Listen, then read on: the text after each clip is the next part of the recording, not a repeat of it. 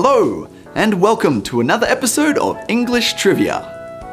Together, we are on a journey of getting to know the history and some interesting facts of the English language. How many episodes were there anyway? Why, I believe this is our 9th episode? Hey, 9 is a good number. It is, isn't it? What is 9 in the Old English? Let's count them from the beginning, shall we? Un, trois, près, féro, fif, six, sepho, eta, nero, and tien. Pardon my pronunciation. Some of them sound similar to the modern numbers, don't they? They do. You gave me an idea for today's episode. Which is? Let's see where the numbers come from, shall we? And why they're all different.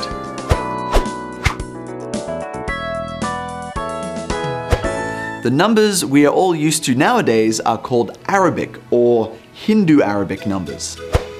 The latter name is probably more accurate because it was Hindus in India who invented the system in about the 5th century. Of course, the question is, how did these numbers end up being used in English? What did people use before that? And what's the largest number? Alright, that's 3 questions then. So logically, let's begin with the second one. Until the 13th century, people used Roman numbers and used abacuses for calculation. Unlike the system we use now, where we use all 10 digits to make any number we want, Romans have repeated symbols like 1 and 1 1, or combined ones like 1 5, 5 1, 1 10, 10 1, etc. For larger numbers, they created new numbers like V for 5, X for 10, L for 50, C for 100, D for 500, and M for 1000. Interestingly enough, they didn't have a 0. They didn't need it because each of the symbols had to have a certain value.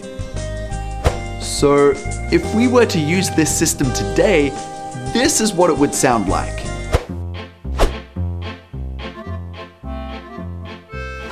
What year were you born? Sure. I was born in MD quadruple CL XXX. Was that MD quadruple CL quadruple X? No, triple X. Unfortunately, I'm not that young.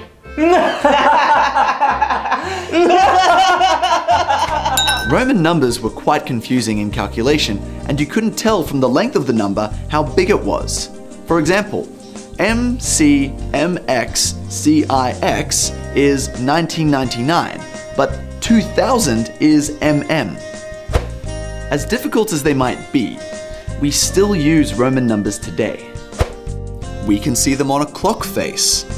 They are used for the copyright date on films and TV programs, sports events like the Olympics, 20 Winter Games. Monarchs are usually numbered in Roman. King Edward VII of England. In 1202, an Italian mathematician Fibonacci wrote the Book of Calculation, where he explained the efficiency of Arabic numbers. At first, these numbers were unpopular since people in Europe were used to using abacuses where you could watch the calculation taking place. Over time, Europeans realized how much easier it was to do calculations using the new numbers. And with the invention of the printing press, they became widely known during the 15th century. The names of the numbers in English derive from different languages: Old English, German, Dutch, Latin, and Greek.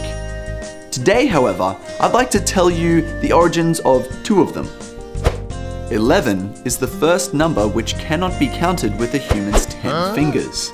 In English, it is the largest prime number with a single morpheme name. Its etymology originates from a Germanic compound einlif, meaning 1 left. The word 12 is the largest number with a single morpheme name in English. Etymology suggests that 12 arises from the Germanic compound twaalif, 2 left over. The number 12 is often used as a sales unit in trade and is often referred to as a dozen. learning numbers in a foreign language probably comes right after learning the alphabet. I'm sure everyone can count to 1,000,000 or even 1,000,000,000. But what about this number? Well, it's called a trillion. Then we have quadrillion, quintillion, sextillion, septillion, octillion, nonillion, decillion, undecillion, duodecillion, tredecillion, quattrodecillion, quindecillion, that's 10 to the 48th, or a 1 followed by 48 zeros. You can go higher than that. The highest number is a millimillion, which is 10 to the 3,000,003rd. However, the Googolplex had often been nominated as the largest number with the name in the world. If a Google is 1 with 100 zeros, then a Googolplex is 1 with a Google amount of zeros. Of course, there is more to know about numbers in English, but we hope that you found our trivia both interesting and useful. For more of our learning videos, click this link. Don't forget to subscribe, and before we meet again, take care and keep practicing.